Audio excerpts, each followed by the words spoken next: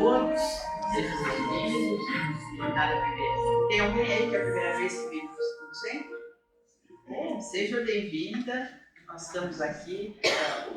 O Espiritismo diz que a coisa mais importante que existe é o amor. E nós aqui no CRE, nós demonstramos esse amor no acolhimento. Então, que todos sejam bem acolhidos, tanto quem vem pela primeira vez, como quem está aqui, entendam que sempre vocês serão bem acolhidos aqui. Existem todos os tratamentos, existem as orientações, existem os passes. Então, sintam-se sempre, não se sintam sozinhos. Sintam que sempre vocês vão ter alguém que vai escutar vocês. Então, hoje vamos para a palestra, que é do Fonte Viva, número 52, que é Servir e Marchar. É de Paulo, Hebreus 12:12. Portanto, tornai a levantar as mãos cansadas e os joelhos desconjuntados. Eu, quando li isso, eu falei, meu Deus do céu, será que a gente precisa estar numa desgraça tão grande para a gente servir e marchar? E uma das coisas que são mais importantes no nosso equilíbrio é exatamente isso. É não deixar ir para o fundo do poço. Percebam quando está começando um desequilíbrio. Às vezes é uma resposta ríspida que a gente dá para uma pessoa, às vezes é quando você tropeça, você xinga. Então, essas pequenas coisas são sinais de que a gente deve se interiorizar. Ou seja, você deve dar uma parada, acalmar a mente, se ligar com o seu mentor, coisa rápida, de segundos, mas que você interrompe esse tipo de envolvimento. Porque às vezes as pessoas vêm aqui, passam na orientação e dizem assim, mas eu estou com obsessor? Loucas para estarem com obsessor. Por quê? Porque elas não querem trabalho, elas. Porque se tiver obsessor, elas vão lá na sala, os médiuns tiram o obsessor, porque a gente não tem medo de obsessor, quem trabalha como médium no centro espírita não tem medo de obsessor.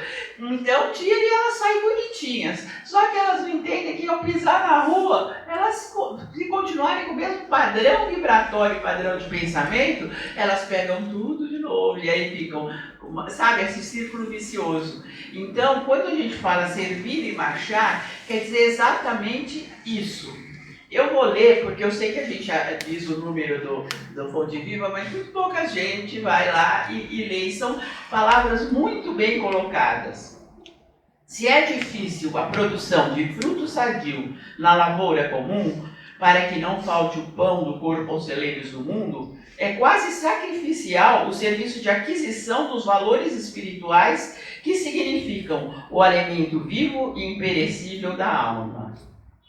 Então a gente pensa muito no material e esquece um pouco do espiritual. Quantas pessoas que a gente vê bem-sucedidas no mundo, bem-sucedidas que a gente acha bem-sucedidas, quando materialmente elas são bem-sucedidas. E às vezes a gente tem que analisar que às vezes não é bem isso. Bem-sucedido é aquele que, claro, tem o que é material para não ter preocupação, porque isso é da vida do ser humano. Ninguém quer viver na penúria. Todo mundo tem direito a ter o mínimo, nem o mínimo, ter o necessário de acordo com a sua luta.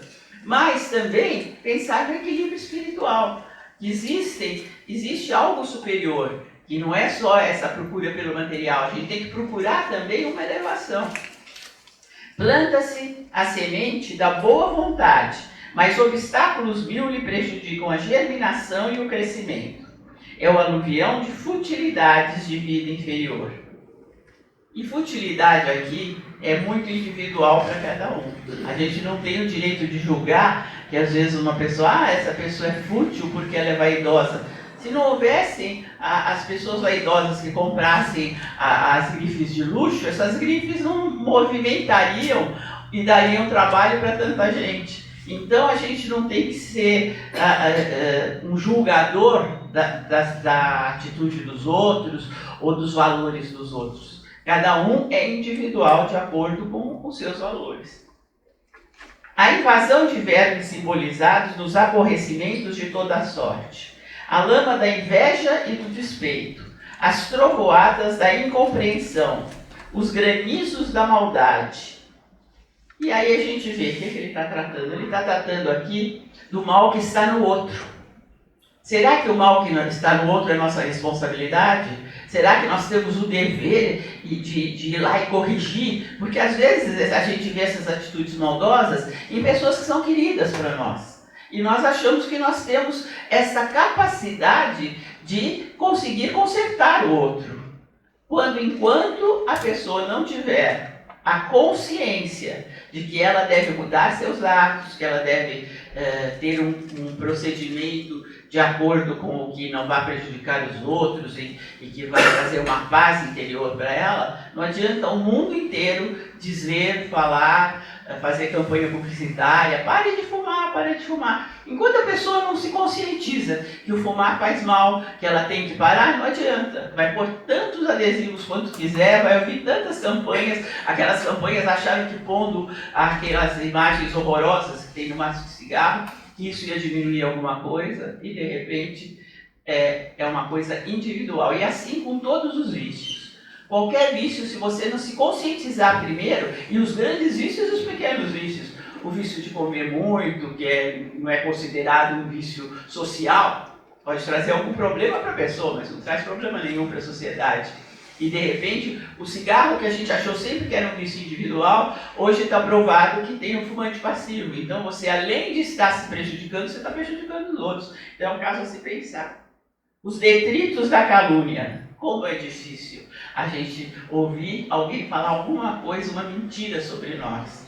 E a calúnia, isso aí até os ordenamentos jurídicos falam. Porque depois que você falou a calúnia, não volta para trás, já foi dito. E hoje com as redes sociais, então, isso se espalha de uma maneira que não tem como voltar atrás.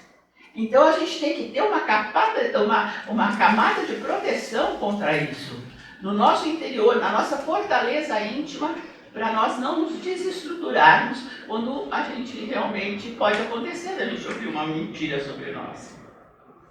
A canícula da responsabilidade, o fio da indiferença.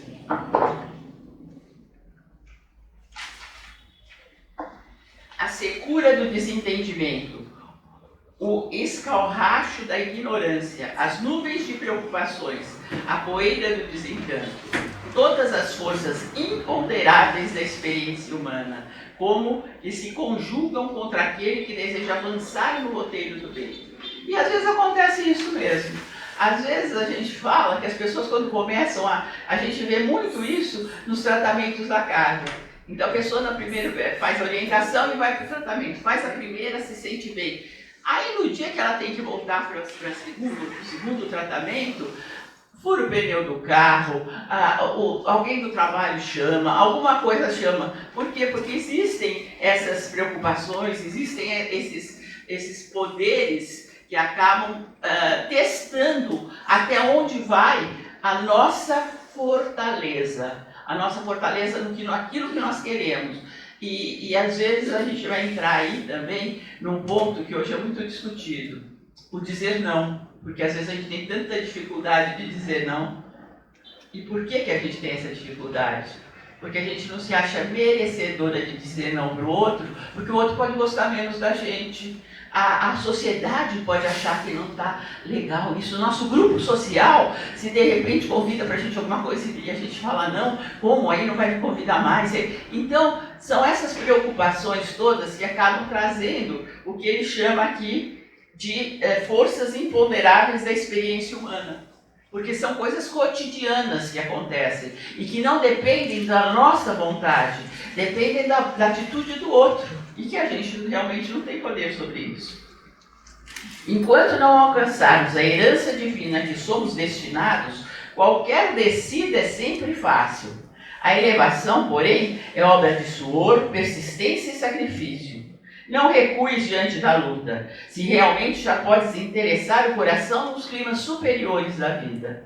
Então a importância da gente se conscientizar de que existe algo maior, de que existe um caminho maior, que nós somos seres em crescimento, e esse crescimento é um crescimento espiritual, um crescimento de nos tornarmos pessoas melhores. E é isso que a gente batalha dia a dia, e cada vez que a gente tem maior conhecimento, mais fácil fica essa luta. Não obstante defrontado por toda a série de dificuldades, segue em frente, oferecendo ao serviço da perfeição quanto possuis de nobre, belo e útil. Recorda o conselho de Paulo e não te imobilizes. Movimenta as mãos cansadas para o trabalho e ergue os joelhos desconjuntados, na certeza que para a obtenção da melhor parte da vida é preciso servir e marchar incessantemente.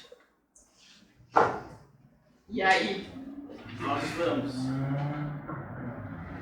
saber o porquê de ter essa palavra aos Hebreus, né? Contextualizar no tempo isso.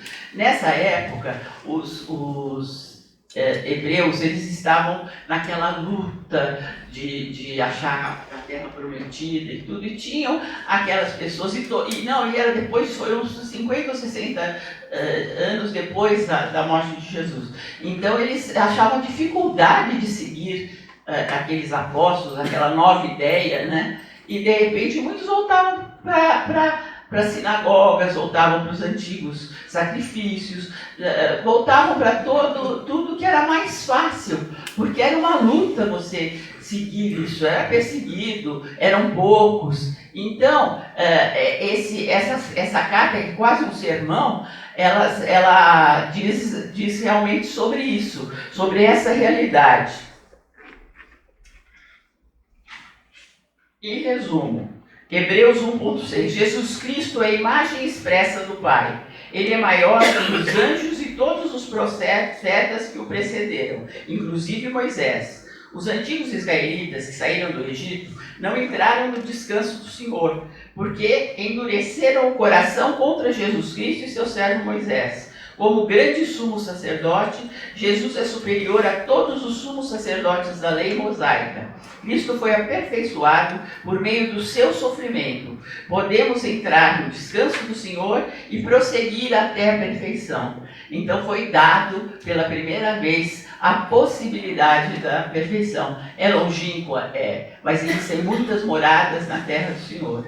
Então nós estamos numa morada, nós sabemos que é um mundo de expiação e provas. Depois tem todos os mundos que a gente pode alçar aí por encarnações e encarnações. Então vamos pôr nosso tijolinho aí para andar, para dar um passinho nesse caminho, que a gente já dando esse passinho, a gente pode respirar tranquilo e dizer, não, eu estou batalhando para fazer alguma coisa nessa encarnação. Não vou deixar passar em branco essa encarnação. Eu vou tentar conhecer, eu vou tentar estudar o que quer dizer isso, eu vou tentar seguir esses ensinamentos que não se pode duvidar. Amar a Deus sobre todas as coisas é o próximo como a ti mesmo. Quem que vai se opor a isso? Quem que vai dizer, não, isso aí vai só trazer mal para a gente, não vai trazer bem nenhum? Impossível, porque quando a gente dá amor, de alguma maneira a gente está abrindo um caminho, abrindo uma energia, não importa que o outro não está nesse desapassando e vai te responder de outra maneira, importa que para dentro de você mesmo isso repercute. Cada ato que você faz, que você reconhece que você fez o bem para o outro, não é para o outro que você fez o bem, você fez o bem para você, porque você sente essa satisfação interna, que não é a satisfação de você comprar um bem material ou de conseguir uma promoção, é uma promoção interna, é você dizer, puxa vida, eu venci e tive essa atitude, eu tomei essa atitude e essa atitude fez bem para mim e para outras pessoas. Então, as atitudes que nós tomamos, que são resultado do nosso conhecimento, do nosso comprometimento com esse crescimento espiritual, com esse crescimento interno nosso. E não pense que a gente fala isso porque a gente, não, é só crescimento espiritual e a gente vai ficar com o joelho ralado, com tudo, de tanta dificuldade na vida. Não, normalmente a gente, um fato que a gente até analisa aqui, quando a pessoa está equilibrada, quando a pessoa consegue vencer esses seus demônios interiores, os outros setores da vida vão se ajeitando. Você vai conhecendo nas suas relações pessoais pessoas que estão em igualdade de pensamento com vocês. Vocês vão conhecendo trabalhos que se satisfaçam. Vocês vão conhecendo progresso no trabalho, progresso monetário, progresso financeiro. Por quê? Porque você está equilibrado, porque você está bem com você mesmo. E hoje, tanto nas empresas como em qualquer negócio que você tenha, é realmente este equilíbrio emocional, espiritual, que vai fazer de você uma pessoa capaz de vencer as adversidades. Então, quando ele fala servir e marchar, não quer dizer só para o campo espiritual, não. Também na nossa vida prática, também no nosso trabalho, também nas nossas relações pessoais, é servir e marchar. É realmente entender, esse servir numa relação, é você entender o outro e continuar marchando. De repente, os caminhos de vocês se separam, mas não quer dizer que você não vai ter respeito pela outra pessoa, você não vai ter uma consideração pela outra pessoa. Às vezes o seu trabalho não está te satisfazendo. Você está nele porque você precisa do seu ganha-pão diário. Você tem responsabilidades, isso também faz parte. Você vê que cumprir as responsabilidades é difícil, mas a gente tem. Às vezes não é aquele mar de rosas que a gente quer. Mas sempre pense, existe o plano A e o plano B. Então vai trabalhando nisso, vai garantindo o seu plano A, mas tenha sempre o seu plano B, que é a sua meta, é o que você quer chegar. Porque quando você põe as suas forças em algo que você realmente entende como sendo merecedor, entende como tendo conhecimento, você alcança. Então, não é necessário a pessoa viver num calvário de lágrimas, viver. Jesus passou por tudo isso, e agora, Semana Santa, a gente é sempre muito lembrado disso, né? De todo o sofrimento de Jesus. Por quê? Porque ele precisava provar para todos aqueles e provar para todo mundo que existia esse caminho de dor, mas que levava a um bem maior. E aí acontece a ressurreição. Então, que é entrar para um plano superior, entrar para um plano divino, estar junto com o Pai dele. Então, nós, nessa época principalmente, nós vamos pensar em quê? A gente pensa no chocolatinho porque ninguém é de ferro. Mas, além disso, a gente pensar que realmente o sacrifício de Jesus, que diz que fez por nós, dá a impressão que ele fez por nós, porque para nós não sentirmos carregar nenhuma cruz. Não, a gente vai continuar carregando as nossas cruzes, porque ninguém na vida não é perfeita. Não existe garantia nenhuma quando a gente nasce que a gente só vai passar por coisas boas, que a gente nunca vai ter problemas na vida. Isso não existe. Existe sim o seu fortalecimento e o seu entendimento que quanto mais equilibrado, quanto mais forte você estiver, mais fácil vai ser de você passar por esses momentos. Às vezes o entendimento de que é um aprendizado vai te ajudar. Às vezes o entendimento de que tudo passa na vida também vai te ajudar. Então, você tem que encontrar força em dizer, não, eu já tive esse problema antes e eu não consegui passar, por quê? Porque eu não estava forte o suficiente. Agora eu me sinto forte e eu vou encarar isso e vou vencer. Então, nunca desanime se no seu passado você já teve um relacionamento ruim, se você já teve uma falência, se você já teve um desemprego. Não desanime. É continuar porque isso foi um aprendizado. Se você entender isso como um aprendizado, você vai se abrir para acontecerem novamente coisas que você agora vai vencer. Porque você já está mais forte, você tem mais experiência e você cresceu muito com isso. Então, a importância da gente saber vencer esses problemas que acontecem e se justificando da maneira que você achar se sentir mais satisfeito. Se é algum karma, como a gente fala, alguma coisa que a gente contratou lá antes quando a gente reencarnou, se é para o nosso crescimento individual, se é porque a gente tem que parar e dar tempo e adquirir paciência e saber que isso vai passar, não importa o que vai te fortalecer. O importante é você saber que lá para frente existe uma meta maior. E que essa meta maior é exatamente esse teu crescimento para se tornar uma pessoa melhor. Então, quando fala servir e marchar, quer dizer, não pare.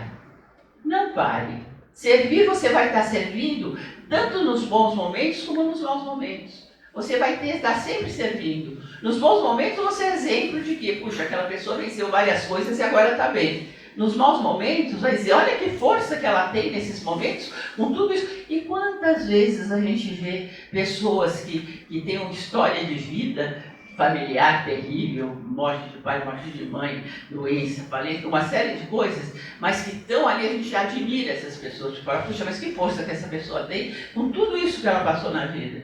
E às vezes tem pessoas que têm uma vida linear, alguns problemas de mais dinheiro agora, menos dinheiro ali, mas que às vezes têm um vazio dentro de si.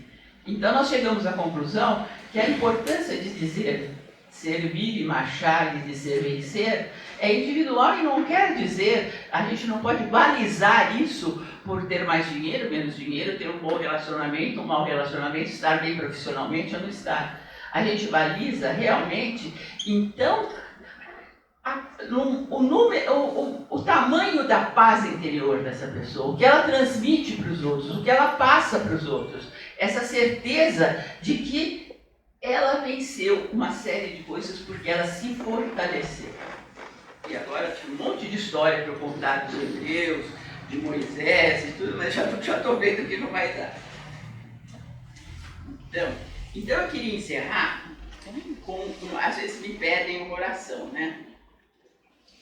Primeiro eu vou ler aqui algumas coisas que é muito bonito sobre resiliência. É resistir, recompor-se, adaptar-se e seguir das dificuldades que aparecem. Pensando nisso, selecionamos algumas frases. Ser forte é seguir em diante, seja na velocidade que for.